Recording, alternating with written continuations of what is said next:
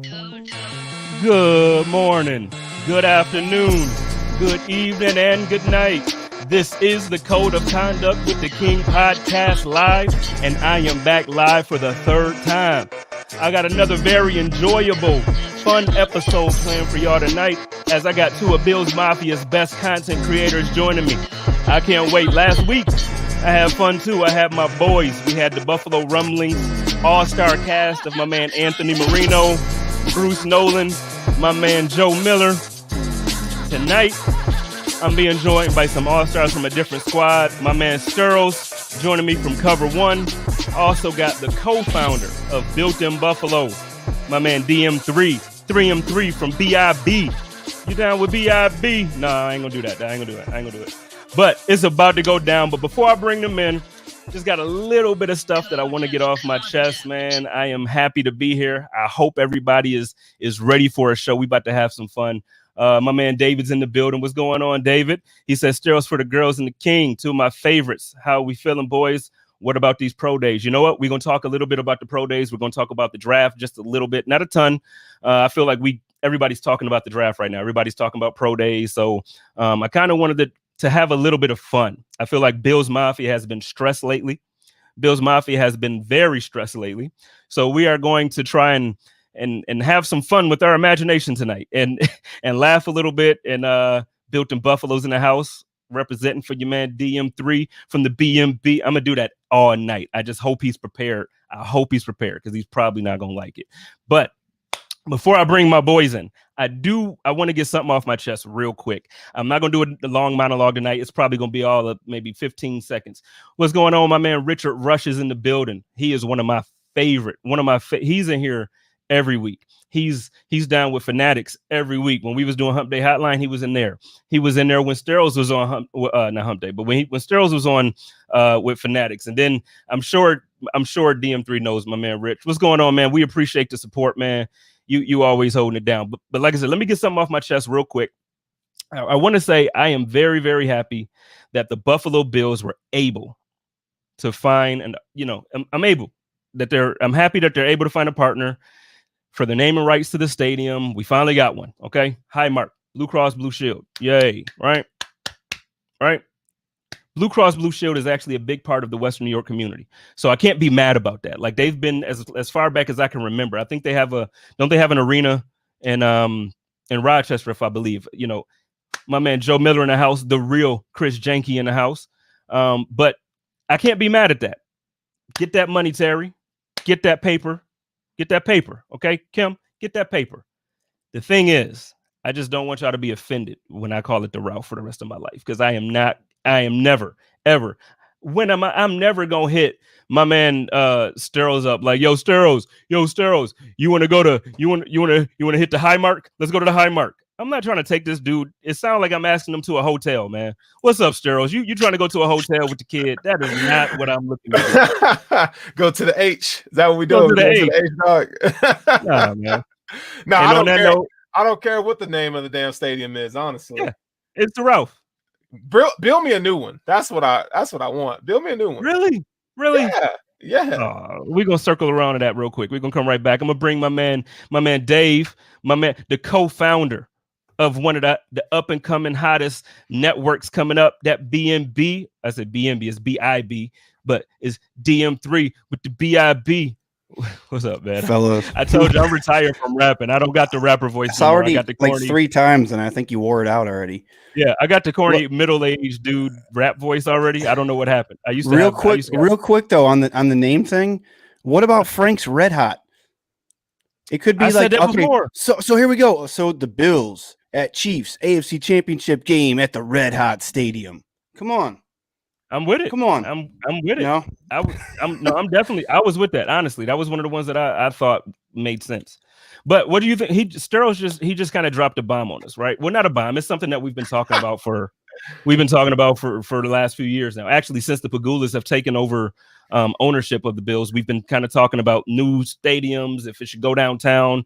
There's some rumblings as far as some infrastructure happening behind the scenes that they're maybe taking over where the Perry projects are. They're talking about the waterfront. They're talking about there's 4 or 5 different locations. I heard over there on where is it, Harlem? I think like where the Thruway Plaza was. I heard like they're thinking about Thruway Plaza or something like that. So I hear about a whole bunch of different things. The question is, first, do we really want Buffalo to get a new stadium? Steros is on the team. So before I ask Dave, Steros, give me the reason why you really think it's a good idea to get a new stadium, because this is a topic that has been here for a minute. Oh man, it's because I think some people in the chat asking me, Joe is asking me if I've been there, and I've been there, and it's run down, bro. Like, look, when I want to go pee, I'm just gonna be straight up right now. Since we having fun tonight, when I go pee, I don't want to be bumping elbows with a bunch of dudes, dog.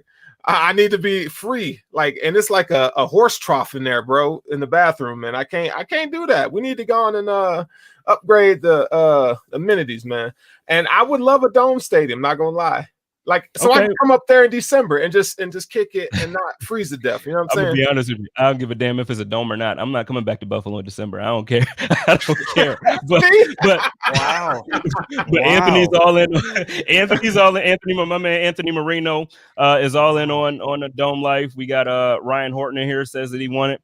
I don't know. What do you think, Dave? I have an opinion, but what do you think? I'm in on a dome. And you want to know why? Because for the first time, we have a really good team. And the Baltimore Ravens game, when nobody could throw the ball, and that was our strength, it was actually a hindrance for us. Watching Josh Allen try to hit those deep passes, because there was 55-mile-an-hour winds. And on top of the fact, earlier in the season, when it was either playing at Bill Stadium when it was nice or playing in a dome, Josh Allen was a different quarterback. The Chiefs game, that shitty, rainy, disgusting game in a dome, I think that might be a different game. I mean, I'm not saying we play completely different, beat the Chiefs. I'm just saying, like, if you can have a controlled climate stadium, why would you not? Why would you not? Then you can have a Super Bowl down the road somewhere.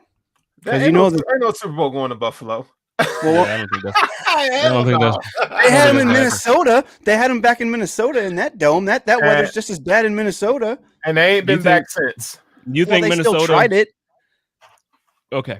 Yeah, I mean, you you have a point. But okay, first I agree with Steros. Ain't no Super Bowl coming to Buffalo. Like, unless, I mean, the Super Bowl that's coming to Buffalo is the one that Josh Allen and them boys are bringing to Buffalo. Like, they're gonna bring it back. But we're not having I mean, I know the Pagulas are trying to build some hotels downtown, and I know they got like a couple of them downtown. You know, we don't have, dude, the amount of hotels that will be packed out all the way to Syracuse if the Super Bowl was in Buffalo we just don't have we just can't hold it. But here's my argument to it. So I had the pleasure of living in Indianapolis for a good portion of my life. Not a long time, not like 10 years or anything, but like 5-6 years. So I spent a good amount of time there. And I went not often because the Colts were in the AFC. So obviously they played normally about the same times that the Bills played. So I didn't go to too many games unless the Bills played them. So the thing is, as soon as they built that stadium, their ticket prices went from $125 on the 40-yard line, 20 rows up,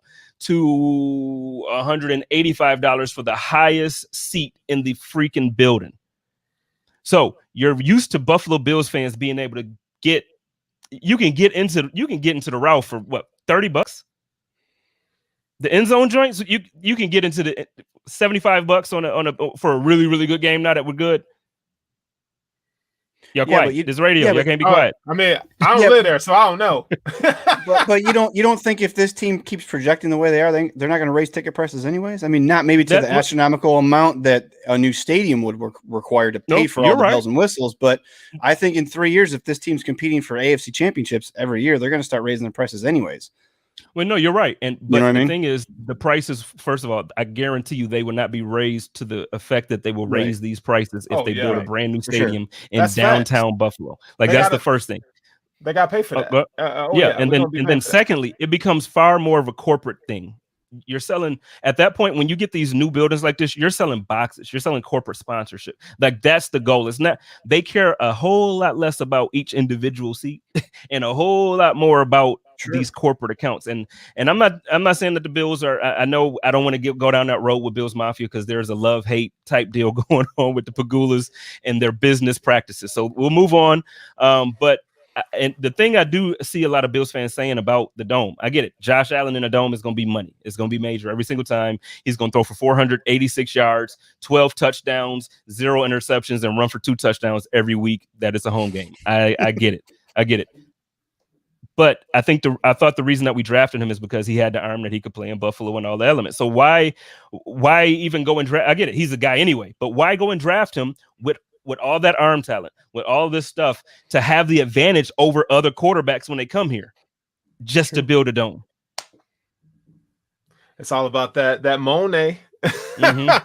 It's all about dollar. Hey, Josh going to be here for another 10, 15 years. But after that, who the hell knows? I mean, that stadium going to be there till it's torn down, right? So that's a fact. That's a fact. It's all about that Monet. It is, but like I said, I agree with you. What you about to say something, Dave? No.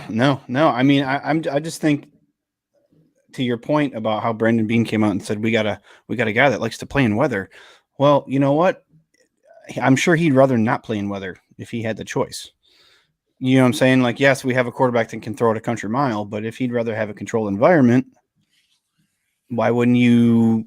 I mean, that's not going to sway the Pagulas to build anything, I'm sure, because of Josh Allen. They're going to do what's right for business. But I don't know. The whole dome, new stadium, the whole thing, where it should be, if it should be in Orchard Park, downtown, it's like either you're on one side or the other. Like Mafia is like all over the place. Like either you're a jerk because you want a dome, or you're a jerk because you want an Orchard Park. You're a jerk. There's no space downtown. Like it's everybody's opinionated, and it's crazy.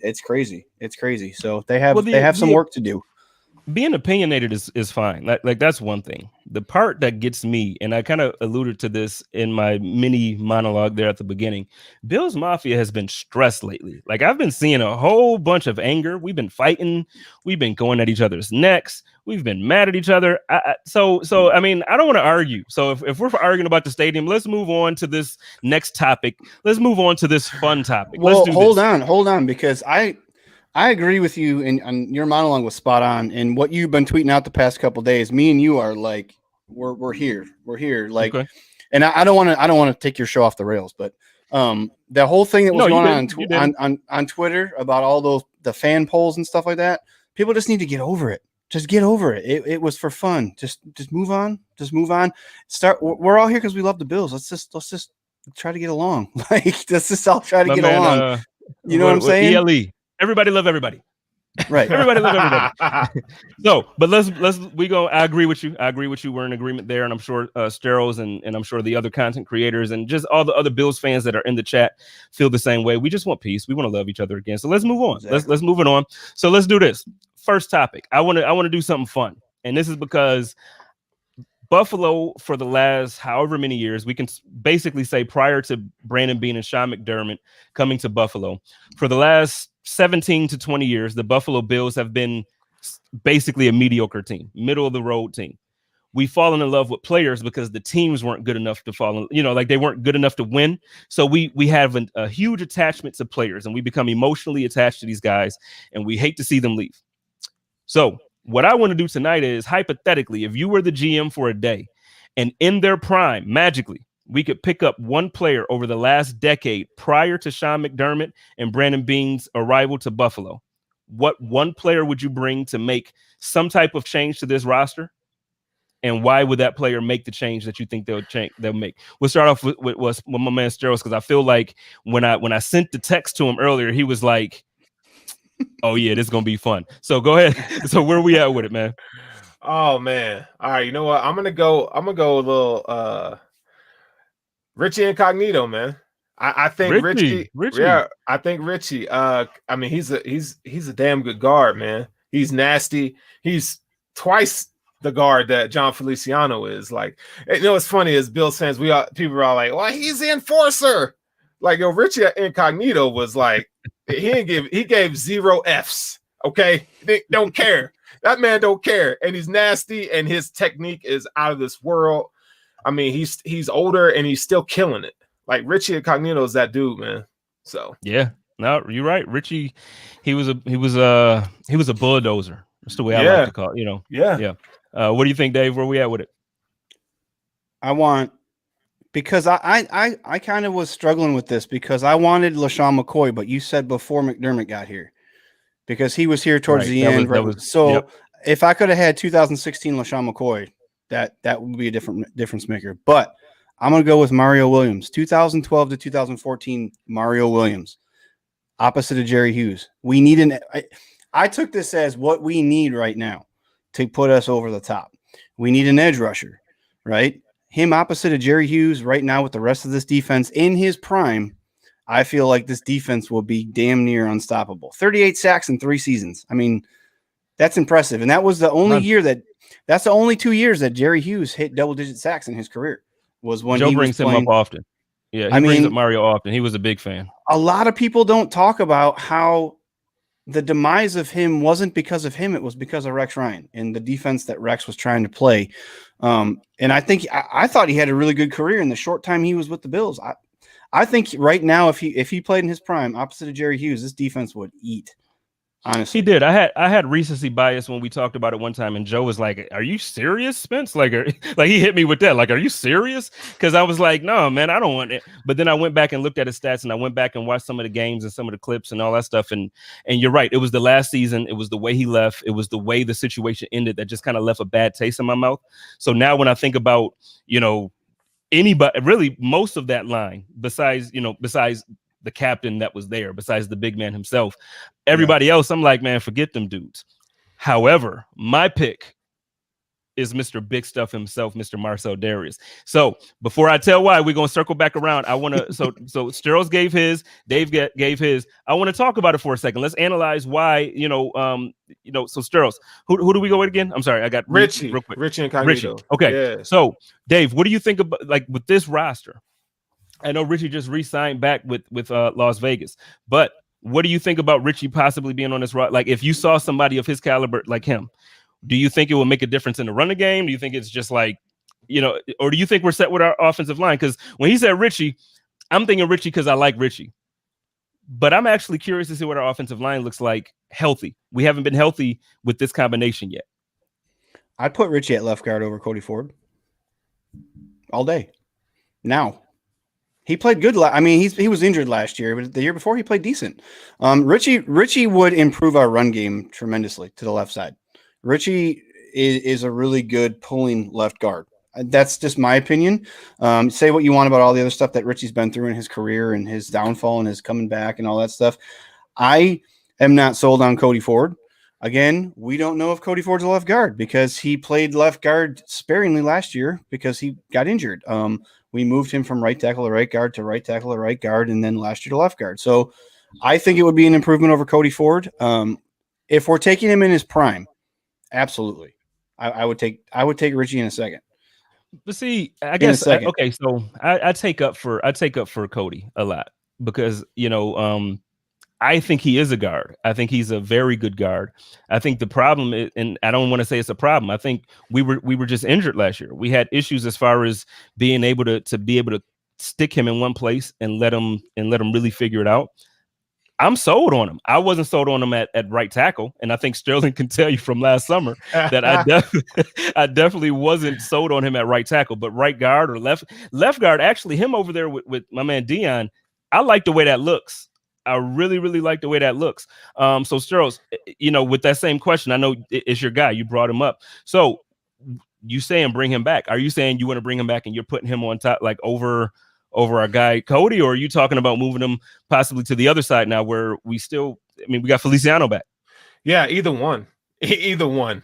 Feliciano, in my opinion, is an average to below average guard. And so is Cody Ford at this point in his career. Cody Ford has some things that he needs to work on at the point of attack, and his footwork and so forth needs to be improved. But I think Cody Ford has the potential. When you look at guard play, offensive line play, we're seeing these guys kind of develop. It takes a while for them to develop, just like the tight end position, sometimes the quarterback position. It takes a while for these guys to develop. So Cody Ford definitely has a future. I am happy that now that we re-signed Darrell Williams to the contract we did, he's forced to play guard, even though they drafted him to play tackle. But we know my man's feet, they're slow. He's got slow feet moving laterally, right? But vertically, horizontally, getting up the field to the second level, I think he could do that. So guard's going to be his best position, but I would put him at right guard right now. I'm just not a big Feliciano fan. I mean, I know the contract it's basically a 1-year contract what they gave Feliciano. They have an out after this year, and it's for low money. But I think you could do better. Like when Chris Jones, he manhandles everybody. But what he did to my man in the AFC Championship game, good. Hey, it just wasn't right, man. It just wasn't right. You just look at him and go. I feel bad, man. I feel bad. Oh wait, before we. This was my second. I was struggling with this one, Ryan. I was struggling. I was actually, but before I said Marcel Darius, I said CJ. Dave is shaking his head no. Before we move on to the next guy, I'm gonna talk about it because he's shaking his head no, which means we can debate. Listen, what college did he go to? Who? CJ? What's wrong with Clemson? You just not a Clemson fan? Nope. Injury prone NFL players come from Clemson. Man, I'm gonna tell you what, you give me CJ Spiller. You give me CJ Spiller in this offense right now. He's literally what we need. It's game time. CJ Spiller is literally what we need. It was too few and far between, though. I like the CJ Spiller pickup when it happened, but I think that it was too few and far between. It was like either I don't know. I'm on the fence about CJ Spiller. I liked the signing because it was like, okay, we stuck our neck out. We took Spiller because of what we think he can be. He can do the returns, and he's going to break it to the house from the 1 yard line at some point. He can go the whole distance, and that's what we need. But like, it was just few and far between for me. I don't know. I feel like you just didn't watch a lot of CJ Spiller. Yeah, I feel like you bagging on my guy, dog. Hold on, because I'm gonna actually pull it up because I feel like I'm gonna pull that up. Like I wasn't prepared for this because we weren't talking about CJ Spiller, but no, it's now towards the end of his career, yeah, I'll give you that. But wait a minute, man, CJ, like 2012, CJ, and like my man had 1,200 yards rushing, man, in Buffalo. 1,700 yards. The Bills have always had. Up until the last couple years, the Bills have always had good run offenses. Always. And he catched out the backfield. Always. How many backs have we had come through here that on their second contract they bailed on us when it was time for their second contract? I mean that's fair. You know what I'm saying? You're right. The Buffalo Bills have, but see, you don't want to necessarily have running backs on their second contract. Well, no, you don't want running backs. I know we traded for LaShawn McCoy. But that's not something that you really do often. That's LaShawn McCoy. No, not at all. So no, the Bills do generally. Now, this is the one area that I do feel that Brandon Beane and Sean McDermott has let me down. I feel like they're great drafters. They have great eyes for talent. And I don't think that I'm not saying that Motor and Moss are bad. I think they're very good running backs. I don't think that they're good enough to be number one guys. So, saying that they're good backs, it's not a down. I think Prime CJ is a number one back, 100%. Like Prime CJ was doing everything that you needed. I'll agree with you that CJ Spiller would be better than Moss and Motor. I could agree with that. But would he be the answer? I don't know. Yeah, to fix the offense. I think he would, though, DM3. I think he would because CJ, he was for a scat back like he was. You didn't see a lot of backs like him come into the league. And the Bills mismanaged him because at first he was supposed to be a smash mouth running back. That's what they wanted him to be, a scat back, but they used him improperly until Changeli came. CJ is a spread. He's been in the spread his whole life. He is a spread running back. He is a dual threat running back. So when you line him up and you expect him to run through the hole, that ain't his game. His game is get him in space. So if you put him on this roster, the running back room's complete. CJ Spiller's RB1. I mean, in our zone blocking scheme, I mean, that boy can find a hole in this. It's deuces. That's why I'm such a big Travis Etienne fan. Like, if the Bills were to draft that boy, I'm telling you. Wait. He's speaking my language now. Just wait. I've been on this, and I'm speaking my language now. I'm gonna declare this on this show that I was the first of the Bills content creators that went on the deck and said, "Look, I want Travis Etienne." Before my boy Marcel Louis Jacques, I was on that train saying Bills need a running back. They do, and the Etienne will be that guy. I'm just saying. I mean, I just want to know how you're gonna prove that. Because I feel like I've been saying that in season last year. Like in season, I was saying Hey, we need to run it, and then everybody was just wait. But no, because y'all was yelling at me claim, bro. Like, no, we don't need running. Everybody was dogging me, and I'm like, no, I'm telling you, there's going to be a time when the receivers aren't going to be able to get open the same way they're doing every single game, or something's going to happen, and Josh ain't going to look the same. You're going to have to be able to run, and then AFC Championship happens, and now everybody, we need a running back, and I'm like, I've been saying this crap. I was on that. Spence, you know this, when we were in the summer, we would talk about Motor, the prospects of Motor, and boy Zach Moss, like wishing and wanting them to be that RB1 type. So I'm a big fan of running back. I love running backs. Etienne's my guy. I hope the Bills draft him at 30. I think Bruce is still being quiet in here. So Bruce ain't gonna say that. Bruce ain't gonna say that. Bruce don't like it. He don't like it. The positional value for Bruce ain't there. Again, you know. But sticking on this running back topic real quick, my man Vinny T said, "Give me Freddie over CJ." I don't know. I mean, okay, long term, if you're looking at the entire time that he was here in Buffalo, yes, Freddie was the man. I'm saying for one season, if you could take the prime player for whatever, like their prime, I'm taking CJ. Freddie, to me, Freddie is that dog. Like he's that guy that's just he's going to do all the dirty work. He's going to grind it out. But to me, he was never the guy that was like above and beyond. Like he was never. And I don't want to diss him because I know people in Buffalo treat him like he's a legend. When he was a good back, he wasn't a legendary back. He was a good back. We just love him as a person. Who would you take out of the two? CJ. Freddie was good at a lot of stuff. He was a very good back, but he didn't show. There was nothing that he did that was exceptional. Maybe pass blocking. His pass blocking was exceptional, but he did a lot of things good. He was like a utility guy. He was just very good back. Yeah. And now you know what? And I was confident on third. If you give him the ball on third and short, we're gonna get it. Get it. What you think, Dave? And I was thinking. When we were originally were talking about this, that it was going to be a topic, I was thinking of Fred Jackson, but only until I went back and read the text again. I was like, okay, Fred Jackson would have been a nice piece in 2017 because he seems like he's a process guy. Like he's totally a lunch pail. Like let's get players in here that are physical. They fit the mold McDermott. But he's not going to change the dynamic of anything you're trying to do on offense. I mean, Freddie was a nice back. I mean, he's like what, third overall rushing for the Bills all time, and he's got really good athletic ability. But I don't think he's going to take our offense over the top. But definitely a process. He would definitely be a process guy for sure.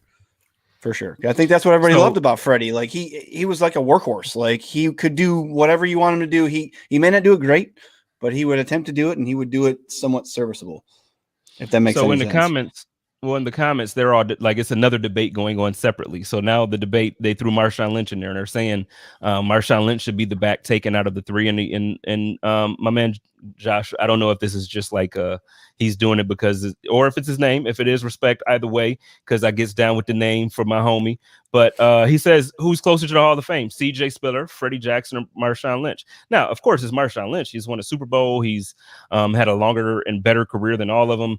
But if I'm taking 1 year with this roster, I'm taking CJ Spiller. Like, if I'm taking 1 year with prime guy, I'm taking CJ Spiller, man, because we need speed. Yeah, I'm okay with what Zach Moss gives us. Zach Moss is not Lynch, but some of the things that Lynch gave us, that's what Moss is trying to give us. I'm okay with that. I need that guy when he hit that hole, I need defensive coordinators to just be depressed, like, oh hell, oh damn, like as soon as you see the hole hit, oh hell, it's touchdown. I need that guy. I don't. We got enough guys trying to. Our quarterback is running people over. I don't need people running people over right now. I need people to take it to the house. There's a comment from Daniel Galleries. It's a little ways back. I don't know if you saw it or not. It's about CJ was reluctant to hit the hole. There it is. Yeah. But see, I don't, and that's okay. I don't see. But the thing is, the type of plays that these guys run. I need the edge. There's so many games that I've watched, and I wish I would have known we were going this direction. I would have actually put my notes aside. But there's so many, and I know Sterling is watching. I'm sure you have too, where we'll give the ball to Devin, and Devin will hit the edge, and he literally will make somebody miss, and he got like 4 steps, or it's a few yards before anybody's close. And if he got just a little bit more speed, he can just outrun dude to the sideline and he's gone. Absolutely. The problem is after he makes that first guy miss, he's tackled. Yeah, it's over. I need that speed, man. We got it. We got a guy that's running through people. We do. So let me ask you this, and I don't want to derail the show anymore, but what about Matt Breida? Are we going to talk about him? What about him? That's RB1. Hey, wait! Stop the tapping. Sorry. My bad. But no. I mean, he is RB1 on this roster for sure. All right. Okay. I just want to make sure because there's hold up. Here we go. See, this is why, because it's there. Everybody's got their opinion on Matt Breida. Don't watch the Miami film. Watch the 49ers film when he was with an actual offensive genius in Kyle Shanahan for 2 years. Wait a minute, Dave. Steros, you don't think that he's automatically stepping into that RB1 role? I think it's a competition. I wouldn't just necessarily hand it to him. I think he lacks vision, patience. Are you basing this off of last season? No, I mean, I'm not just based off. That's what I'm asking you. No, yeah, I definitely watched him in San Francisco, and I think what running back under Kyle Shanahan wasn't good. You go back to his years in Atlanta, I mean, so forth. Like he's always had put his running backs in position to succeed and do the thing that Breida does well is he's that first step and he's gone. Like that's what he does well. So I don't necessarily he's terrible in pass protection. You know what I'm saying? So I wouldn't say he's one of RB1. If he gonna be out catching, do he need to protect? I mean, if he gonna be catching it, I don't need him to protect. I just need him. Sometimes you do. Sometimes you do. I know. I'm just that's the thing. I don't know. I just don't know if he's RB1. I think they're all RB2s. All 3 of them are RB2s. Well, Dave, let me ask you this. My man Josh again says that he thinks that Matt Breida is not better than Devin. What do you think? I absolutely disagree. Like you were talking about, when Devin gets to the outside, it's nice to watch these clips, especially last year against the Steelers. And then there was a couple clips from this year. He makes a couple guys miss, but after that, it's like he's not going anywhere. He's exhausted the whatever he's going to do to get to the outside. There's a reason why we ran no sweep plays all season, because we don't have the speed to get outside. And there's a couple plays going around Twitter, and a couple of our guys posted it. There's a couple runs from Breida where if it was Singletary or Moss, they're tackled on the sideline. I'm sorry. And then there's a couple plays where Singletary's trying to get outside, and if it's Breida, he's gone. It's just the speed burst of when you get outside. I don't know. And I'm not knocking Singletary, because I think that he's definitely a serviceable back and he has a role in this offense. And same with Moss. I just think that the 3 of them need to be used, unlike what we did last year with just carrying 2 backs, and then having Tywan Jones be a 3rd guy for whenever. I just hope that they don't bring Breida in and they give him, the TJ Yeldon treatment, where one guy's not active and we roll with 2, because we got to roll with 3. The other 3 teams that were the final 4, they all ran with 3 running backs. And I think hopefully that's why we brought Breida in, to bring in the speed element that we need. Well, the thing is, to your point there, I agree with you, but I think the thing is last year we didn't have that 3rd piece to the committee. Now we have all the ingredients for a success. I think I tweeted it the other day. I tweeted the other day. Now you have the successful ingredients for the recipe of a good committee. Last year we had 2 pieces, but you still have to have that speed element, and without that ingredient, the committee just isn't complete. You had something, Cyril? Yeah. So I think we need to look at. So it's real easy, and I'm not picking on you. I think it's real easy to look at these guys' skill sets and be like, well, in this play, if this guy was it, he would have taken it to the house. If you would have had better guard play, better scheme, make Devin Singletary a 1-cut downhill runner. There's plays that Singletary in a phone booth can make that Matt Breida cannot make. Exactly. And Zach Moss cannot make. So, but I want to challenge everybody out there to think about this.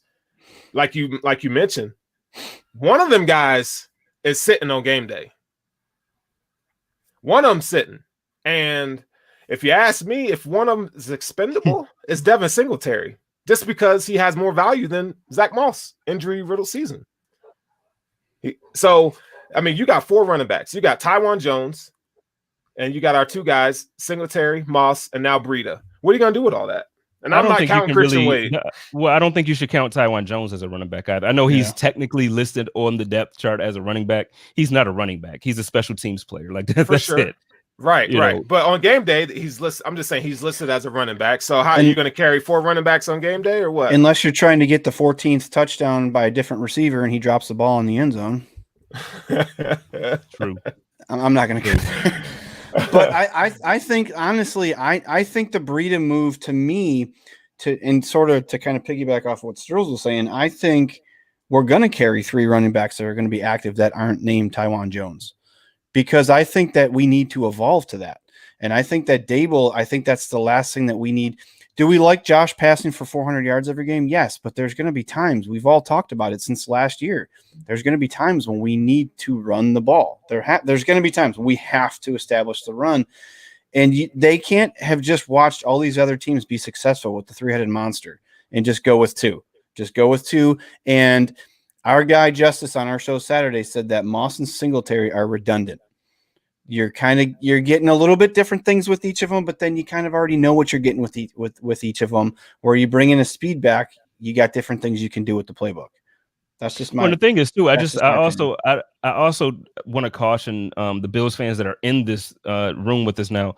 Like, don't be misled and think that Breida is only a speed back. Like, he's a running back. Right. He's just faster than the guys that we have. So now you're hearing a bunch of us say the Bills have added speed to the backfield. Don't think that that's all that he is. He's a good running back. Like the Bills, and first of all, the contract, what is it, like $40,000 to sign? He's like $100,000 guaranteed or something like that. Like, what kind of Brandon Beane, man? Like, can he just? I want him to do all my contracts for every single thing. Next car I go buy, I want him to go negotiate it for me. Yeah, because he does everything perfect. But yeah, no, he's more than a speed back. He's definitely more. But let's move on. We actually talked about a topic that wasn't a topic way longer than I intended to, because that was a question from the poll. No, that's good stuff. That's good stuff. But is. So Dave's person, and now you got to refresh me again. You Mario Williams. I think everybody I don't even think this is going to be a long conversation, because I think everybody will agree that Mario Williams will absolutely elevate this defense from a good defense to an elite defense just by getting pressure on the running back. Dave, why don't you go ahead and kind of elaborate why you went with him? Well, if we're going with someone who's going to make an immediate impact on the roster, if I can take and bottle up Mario Williams' 3-year span from 2012 to 2014, I think him and Jerry Hughes were the best bookends we've had in an extremely long time, on top of the fact that would leave our back 7 to do other things instead of trying to, because Mario Williams was underrated in run defense too. If you guys remember, he was pretty decent in run defense. So now, granted, he had Marcel Darius and Kyle Williams playing next to him in the middle. So, they have that going for him, because that's your guy, Marcel Darius. But I just think that if we need a guy in his prime, which Brandon Beane's been talking about all offseason, is we got to get to the quarterback. We saw what Tampa did to Mahomes. I think Williams so underrated in his time with the Bills, and I think him and Hughes would just feed off each other, because there's nowhere for the quarterback to go. Creating pressures, and we always talk about Jerry Hughes and how many almost sacks he gets every year, leads the league in almost sacks every single year, or pressures as they like to call them. I just think that it would work, and I still think that Jerry Hughes has something left. I honestly look at the fact of, and I'm going to go off on a tangent, and I apologize, I'll try to make it quick.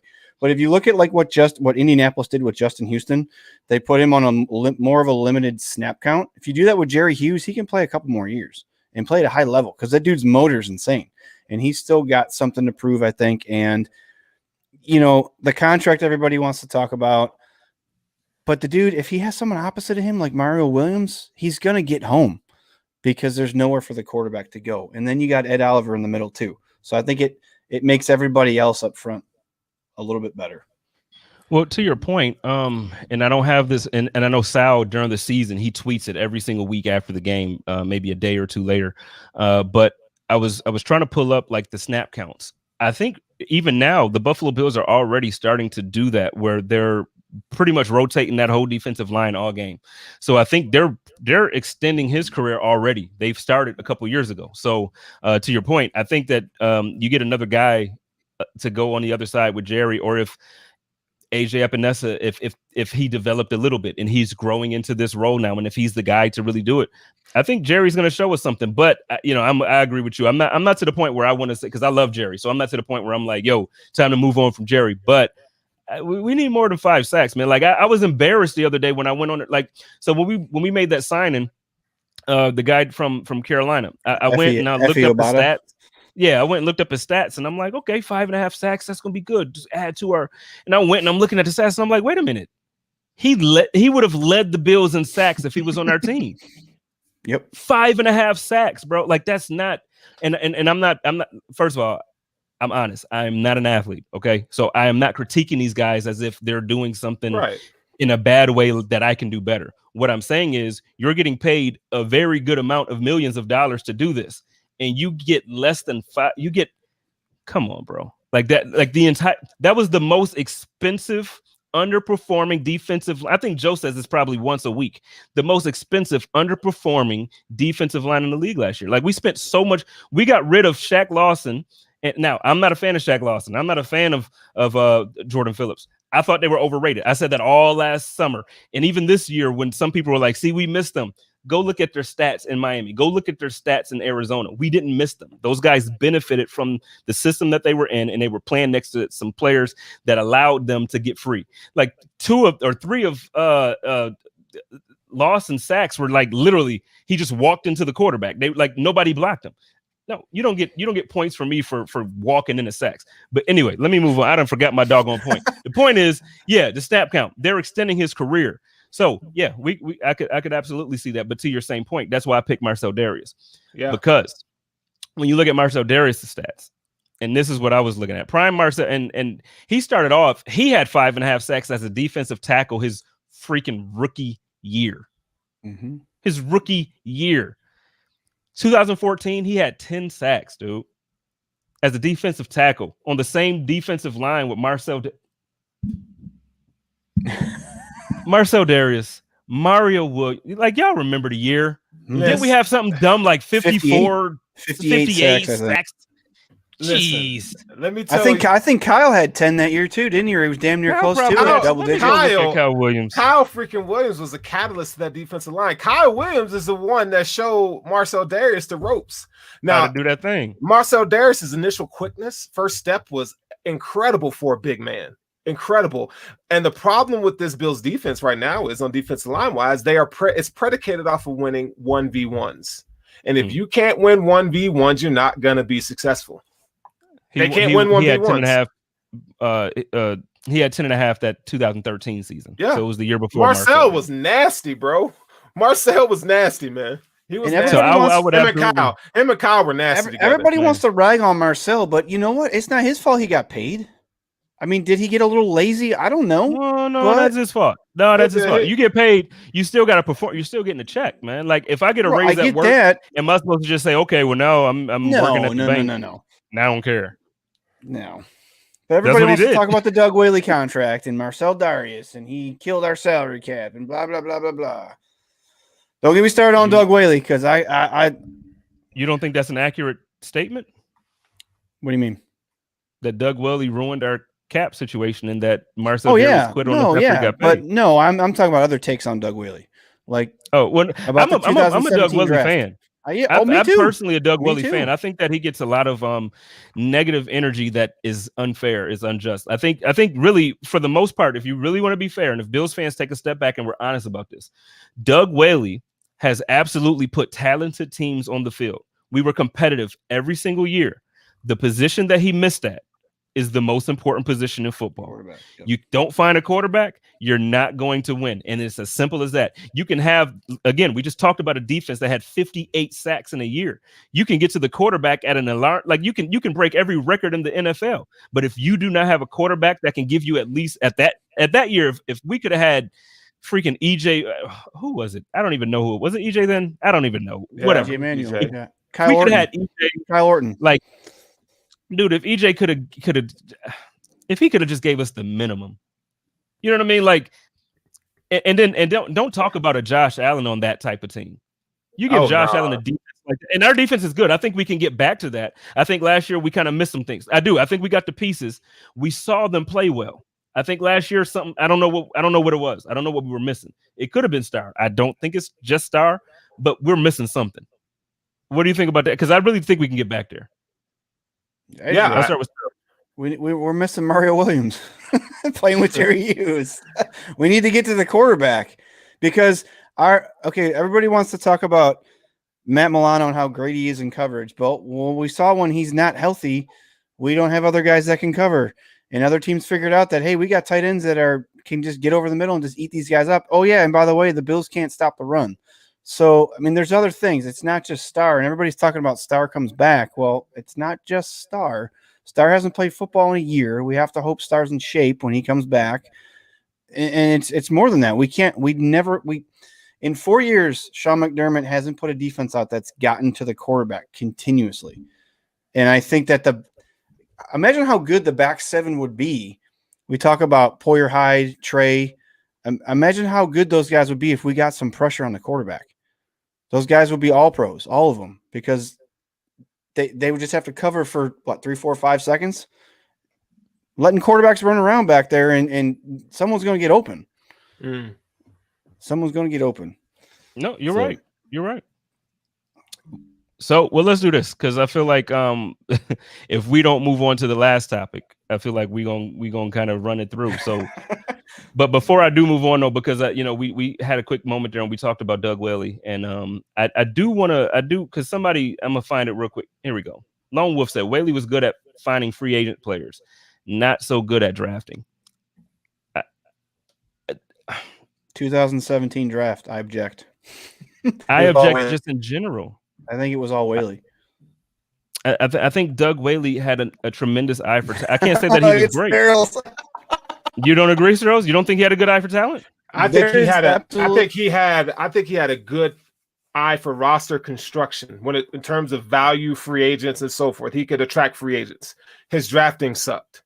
2017, I can't attribute all to Doug. I can't attribute all that to Doug Whaley because I think if it was up to Doug Whaley, he would have drafted a quarterback, which I was in agreement with. I think he let McDermott. I think he presented the information, and I think McDermott pulled the plug. He pulled the picks. But then again, no, actually, so to be truthful about it, he has admitted. So he does a show. He does a pod every week with our guy Tyler. And the thing is, he admitted no, we didn't see it. Terry Pagula loved Patrick Mahomes. Nobody else saw it. Nobody else. Doug didn't see it. Doug missed too. But at the same time, we can't say just because he didn't get a quarterback doesn't mean he didn't draft decent play. Like he didn't draft horrible guys. You want to pull up his drafts? Because we can't say my guy. It was him. Okay. In 2017. So let me ask you this. No, so I'm pulling it up here now. So 2013, EJ Manuel was a reach, right? Right. He didn't work out. Okay. Now check this. Still 2013. Robert Woods. Second round pick. Robert Woods is good. Good pick, right? Okay. Now, before we started to hate him, was there not the legend? I never hated Robert Woods. Buffalo. No. I'm moving on to the next player. To the next player. Was there not a legend of Kiko Alonso? Hold on. Now let me caveat. Wait. Because we losing time. No. We losing. No. Was there not a legend? We losing time. Was there not a legend of Kiko? There is no legend of Kiko Alonso. There is no legend. When you do it for one season, don't count. 3 years. It tells you if a player was a good draft pick, it takes 3 years. So Kiko wasn't a good player. I think Kiko was okay. He's okay. He was okay. We just don't like Kiko in Buffalo because we hate him now. No, Kiko was a good player. I always give it to him. God, he was okay. He was okay. Okay. Aside from injuries, Marquise Goodwin. Serviceable. He bloomed later in a different place. He's a good player though. But was he a good player? He had an eye for talent. Duke Williams, and I'm not talking about the guy on the practice squad. No. Duke Williams. Let's go to the fourth round pick. No, Duke Williams. No. Okay, let's go to the next round. Next year. I know injuries and Bills fans don't like him. Sammy Watkins is not a good football player? Are you guys going to sit here and tell me? Is a great football player. But he had eye for talent. Preston Brown is not a good football player? No. Is Preston Brown? No, Preston Brown is not a good football player. Dude, last offseason or the season before when he was a free agent again, Greg and everybody on Cover One was saying we wanted Preston back in Buffalo. I don't give a two rat shits what they said at Cover One. I'm telling you, just saying, I wasn't vibing with Preston Brown. Just because I don't represent the opinions of the mass in Cover One. I have my own opinion. I wasn't a fan of Preston Brown. He's slow. He's very slow. Okay, I tend to think that Preston was a decent player. I don't diss him the way you diss him. I think he was pretty good. I don't think I'm not sitting here saying that he drafted. He didn't. No, I'm not saying because we were always decent. We didn't have number 1 overall picks. So no, he didn't draft Aaron Donalds. He didn't draft those guys. No, because we were always drafting freaking 14. Why? Because that's the one thing motto. The one thing about Sammy, though, I think Sammy was a reach.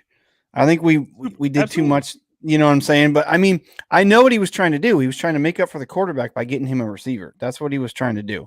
So, but Preston Brown is Mr. Assisted Tackle. You look at his stats; he'll have 100 tackles and 70 of them are assisted tackles. He's a decent football player, but I'm with Sturls on Preston Brown. And Sammy Watkins. It's okay. Yeah, I mean, and Marquise I actually really liked the Sammy. You can't blame the general manager for what happened to Sammy Watkins in his career. Because Sammy Watkins, if he would have stayed healthy, he probably would have had an amazing career up to this point. Right? Okay. Well, like I said, I'm not at all. Well, wait, because I do want to make sure, because I am I think I'm a knowledgeable football guy. I am not at all making people think that I'm saying that Preston Brown should be considered a Bills Wall of Famer. I don't. I'm not holding him in that regard. What I'm saying is he has some talent, and I think that we tend to undervalue what Doug Whaley did because of the way things ended up. That's all I'm saying. The same way we talk about Marcel Darius, like to Dave's point, in the same way we talk about Stephon Gilmore was an awesome player for the Buffalo Bills, but Bills fans and media, whatever, ran him out, and now there's a severed relationship. Do you know what I would do if Stephon Gilmore decided to sign with the Buffalo Bills again? Dude, are you kidding me? He's locked down. He's locked down. And he always has been. Always. And he was just with a shit defensive coordinator, Rex Ryan. But that's kind of what happens with our fans. When we fall out of love with them, we fall out of love, and we move on and we beat them up. So, okay, let's move on. We got one more topic because and this is the topic that everybody is talking about all week, every week, until the draft gets here. So the Buffalo Bills are at 30, right? We just talked about signing Matt Breida. To me, that signing says best or nothing. I posted the meme from draft day, best player available, or else or whatever. I forget the meme, whatever it is, but I did that, right? Do you think the Buffalo Bills are really drafting literally the best player available at 30, or is there still some type of element to fitting in, or is there still some type of element to like a need? Because I don't think we really have holes anymore. I debated somebody else. I don't think we have holes. No, they don't have any holes. I think Brandon Beane's motto has always been BPA, best player available, and I think that's what they're going to do. Whatever they seem fit as best player available, and we do not know what that is. I mean, they're giving us all kind of tea leaves. I mean, look at from the visits to the pro days that they've been to. They ain't giving us. They don't give us, bro. You remember when Doug Whaley and those guys were in there? If somebody took a crap, that shit got leaked, bro. It was leaked. There ain't nothing coming out of Bills camp right now. Nothing. Benjamin Albright's one of the brightest insights when it comes to Bills draft picks. Thanks. You know what he said last week? He thinks it's running back, but we don't know. It could be cornerback. It could be offensive lineman. We have no clue. They are giving us nothing to go off of. Nothing. I would really absolutely like for it to be a running back. I really would, man. Oh, yes. Love it. Yes. I really would. I would too. So, well, let's start with Dave. What do you think, man? What do you want to do at 30? Trade it. Ooh. Get out of the first round. We don't have a fourth round pick. There's obviously some some things that would have to be involved here. It's got to be obviously with a team that's not picking like 58 in the second round. It's got to be closer up into the second round to our liking, so we can get potentially a first round talent that falls into the second round. If they don't find a trade partner, I'm going BPA. I mean, I'd love to take a running back, sit here and say that I'd take Travis Etienne, but my thing is I'm torn with a few things. Like, because guess who's picking 31? The goddamn Chiefs, right? And if we got Kadarius Toney sitting there, you want them picking him at 31? You know, it's things like that I lose sleep over. It's like I don't want to take players to pick away from them taking players, but like the draft is going to be super unpredictable with how these quarterbacks are going to fall. Miami just threw a huge monkey wrench into it. Are they going to take all skill position players to help Tua? You know, are they going to do other things like San Francisco traded up, traded back, Philly traded back, like all this stuff? I mean, at this point, if they can't find a trade partner to get out of the first round with something serviceable in the second round, I would just take BPA. And at this point, it could be, you know, a linebacker, it could be a guard, it could be a running back, whatever Brandon Beane feels like 30, what the value is. One of these corners, if they're going to fall, and I'm in love with a bunch of these corners. If one of these corners falls and is there at 30, how do you not take one of these guys that's running a 4.35? You know what I'm saying? Like, we need speed. So that's me. And that was abbreviated because I know we're running short on time. So. Oh, no. Well, don't hold yourself back. I want you to, you know, because people come and they listen and they really look forward to these things, and it's good insight. So I want you to give everything, you know, give what you got, you know, with your analysis, man. On our last two shows that we do over on our channel, I'm trading 30 and I'm taking Travis Etienne because I think he'll be there if we can get back into top 30s in the second round. I think he'll still be there. I honestly do. And I honestly think that by bringing in Matt Breida, even though everybody wants to talk about the fact that Brandon Beane said that he's comfortable with the room that he's got, I don't think he is. I think it's smoke season. I think that bringing in Matt Breida is not telling me that he's okay with what's there. And to Sterl's point, I absolutely think that Devin Singletary is expendable. He's got 2 years in the system. He's got some, you know, you can get something in return for him. And we don't have a fourth round pick, and Brandon Beane loves second and third, late second day and third day picks. So that's me. I love Travis Etienne. He can do returns. He's got speed. He's got good vision. He's got good burst. I like him. But if it's not back, then maybe they take a guard because I'm not sold on Feliciano. I'm sold on Feliciano being one of the best insurance policies that can play all three interior positions, but I don't think he's a starting right guard.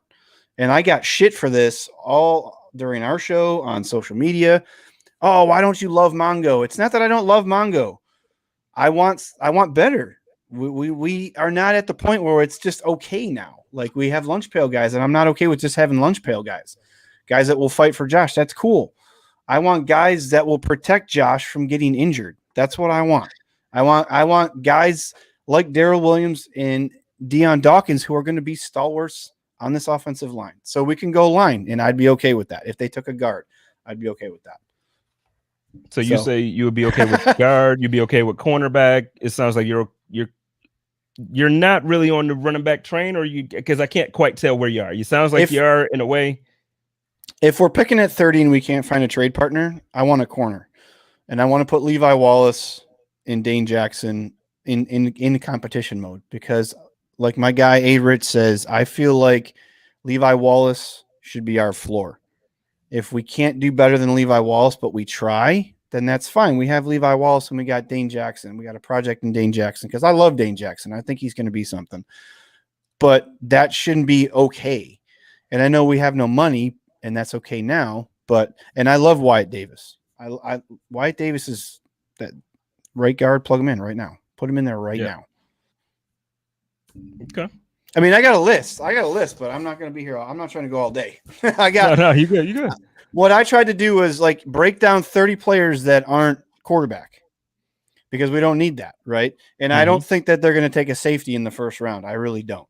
I think in the draft at some point they'll address the safety position because we're getting a little long in the tooth in safeties, and we're going to have a plan for that, but maybe not this year. And then I got linebackers, corners, a couple of receivers, running backs, a couple linemen, and a whole bunch of edge rushers.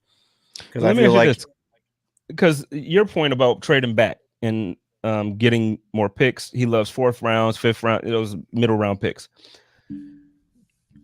Do you think that we're still, as fans, thinking like we were when we were trying to get to where we are? Because I feel like as a 13-3 team, you're not going to have 5, 7. You're not going to have 7 guys make your roster. So you're talking about these 4th and 5th round draft picks. You're probably going to get your top 3 picks to make the team. One of the guys or 2 of the guys maybe make the practice squad. We had guys on our practice squad this year that could start. like we're really deep like that now. So I mean, I agree with you, but it's like when you trade back, do you want to get less value, or you're getting a player that might not be the same caliber of player as a guy that you could get at 30? I agree with you 100%. I also think too that just because you acquire draft picks doesn't mean you need to use them. You can use them to trade. I mean, this is a weird offseason, right? We're going to see all kinds of weird salary cap things, I think, even after the draft. Maybe what's to say we can't trade back from 30 and get a 3rd round pick or a 4th round pick and go get Zach Ertz later on, because he's still sitting there and they don't want to hold on to him post June 1st to guarantee a bunch of his money. I don't know. I mean, I think, to your point, I do think like you're right. The top tier of the Bills draft class is probably going to be fighting for depth positions, because if we're looking to improve the roster right now, it's not going to come in the draft. I don't think it's going to come in the draft. I don't think we can get an edge. I don't think we can get an edge rusher that's going to come in here and start, because look what we did last year. We did BPA last year and we took AJ Epinesa. We didn't need to draft an edge rusher last year. We just signed Mario Addison for $10 million. We absolutely needed an edge rusher last year. Let me debunk that theory, okay? Because I think we got to go back and look at the very nature of Brandon Beane. Brandon Beane's a gambler, okay? And I think he's always, first of all, Bill's defensive line, he's looking for prototypes. So I think if anything, and let's say I think we're not giving enough credit to the fact that he could trade up and go get a pass rusher. I mean, if you go and look at these pro days that some of these guys are having, and I know they're pro days, but some of these guys, you want to look at like prototypes guys like Jason Oweh. I mean, Kwity Paye, 6'4", and is a freak of freaking nature. You talk about that Mario Williams kind of, Jalen Phillips showed out. I mean, there are some guys that you could actually trade up for and actually make a big impact, because like Spence alluded to, there's not a lot of these rookies that are going to make the squad, right? You got 3. You want 3. Give me 3 guys that are starting material. I think Brandon Beane could honestly, I think he could trade up and go get a pass rusher, or he can go get an offensive tackle. I think those are 2 positions that I think he could trade up and go get if they don't plan on staying at 30. Yeah. Why go see all these pass rushes if you're not for fun? Yeah, Jason Oweh, I like him too. We just don't have the, like everybody does. I'm looking at the comments and that's all. What's the draft capital? The only thing, and I think about the trading up all the time, but what draft capital do we have to do that? We're going to have to mortgage a bunch of stuff to do that. Yeah, but again, I guess the question I'm asking is like you're saying we're going to have to package a bunch, but it's like if we don't package a bunch and we use those picks on players, how many of them are we really going to keep any? Like okay, so when you look at it, we basically literally signed back all of our starters, like all of them, with the exception of John Brown and maybe 1 or 2. I'm not, but we signed back the entire roster. So now you're talking about rookies coming in. You're talking about drafting 4 or 5 guys. And to Mookie's point earlier, the Bills typically do keep 85% of their players, but that was also when they were trying to build the type of team they wanted. Now they have the team they want, and now they need to maintain it. So you see them giving guys contracts, extensions. So now they're not building. We're not looking for big splashes, and we don't need to make the big. So the thing is, when you say, move back and trade, or what if, to their point, what if the edge rusher is there and they want to move up 10 picks or 4, but package it together and go get the guy that you think can help you win the Super Bowl. That's how I felt about JJ Watt. Now I'm happy we didn't sign JJ Watt, but my argument about the JJ Watt saga was, do you think that say I know he was a free agent signing, but say you had to trade, we're talking about Zach Ertz. This is a better scenario. So Zach Ertz, they want a 3rd round pick for Zach Ertz. Brandon Beane's like, man, y'all can kiss my behind, right? So Do you think there's a guy in the third round this year? And I know draft picks, you get contracts, so you have 3 or 4 or 5 years with them. I get that aspect of it, but third round pick this year. Do you think there's a guy in the third round this year that you feel this year can make a difference to help you win the Super Bowl? In the third round? To help win the Super Bowl? Price is. Your goal is to win the Super Bowl. You made it to the championship round this year. You made it to the AFC Championship. I think you can find someone that can contribute, yes. I don't know if it's going to put you over the top. More than Zach Ertz? No. So to me, Zach Ertz is more valuable than a third round pick. To me, I'm not a GM though. I don't have that job. I'm a podcaster. I agree with you 100%. But I also think Bean's playing poker, and he's saying, you know what, you can't. You're going to be stuck with this contract because no one else is budging on giving you anything, but like a fourth or fifth rounder is what was rumored to be offered. So guess what? After the draft, when you call me and say this man's not going to play, he wants to hold out, I'll give you a fifth rounder for Zach Ertz. That I don't know.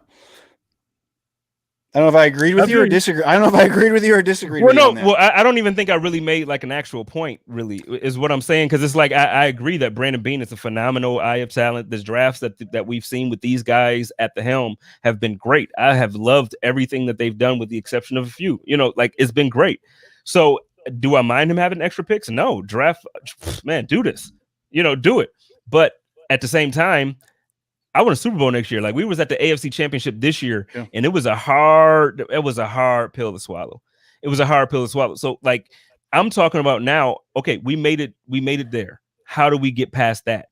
I'm talking about right now. I'm not because when you look at it, you got a window. We're going to give Josh Allen this extension. The money won't kick in until another 2 years, right? So this season coming up, the next season after that, then the money is going to affect the roster. You have these guys extended for another 2 years, 3 years. So you have a window where you can afford to really just do it, dude. Just do it, man. Just draft the best guy available. Don't trade back. You want that running back? Go get him. You want that edge rusher? Trade up and go get that edge rusher. That's gonna help you get to the quarterback. You want a receiver again? We got Diggs. You want another top guy? Get that receiver that's gonna help you beat the doggone Chiefs. Right now, it's about beating the Chiefs. Remember when the Bulls, and I know we're I'm sure an age in a way, the Bulls could not get past. They could not get past the Pistons.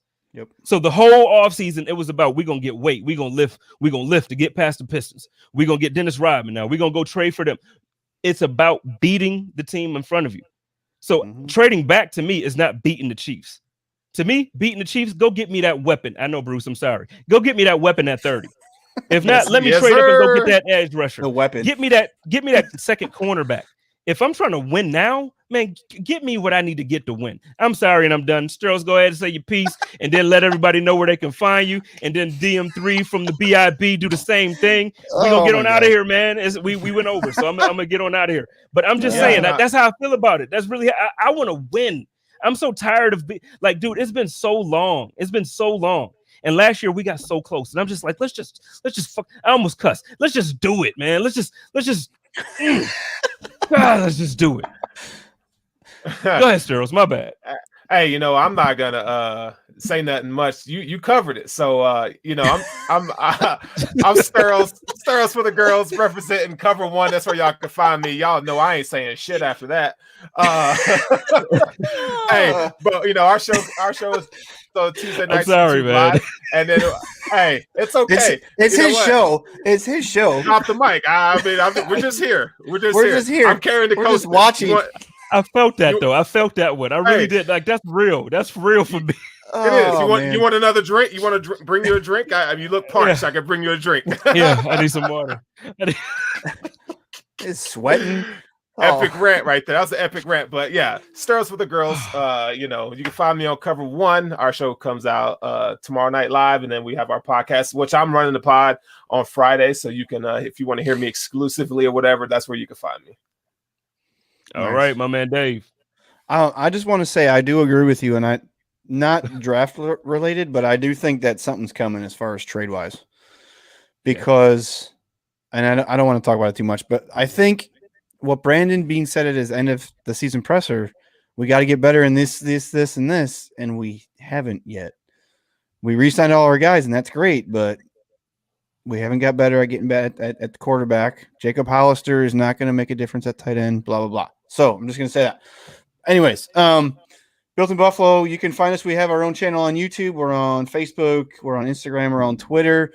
You can find me on Twitter at DM3_BIB. We have a show on Saturday. A-Rich has a show coming out tomorrow night called Buffalo Blueprint. We got some more shows and stuff coming as the offseason progresses. We'll do draft stuff, all that cool stuff. So, all right. Well, y'all know how I do it over here. It's your boy Jay Spence with the Buffalo Rumblings Podcast Network.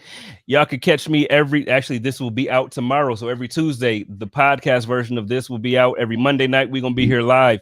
Me and Joe doing the damn thing every Wednesday for the Hump Day Hotline. And then, y'all just need to go ahead and subscribe to the YouTube channel anyway, because we about to do some things this season that y'all not ready for. So I'm signing off for my man DM3 from the BIB, my man Steros for the girls from Cover One. It's your boy JSpenceTheKing. And as always, love each other, live in peace, take care of each other. And hey, stay positive, test negative, and go Bills. Go Bills.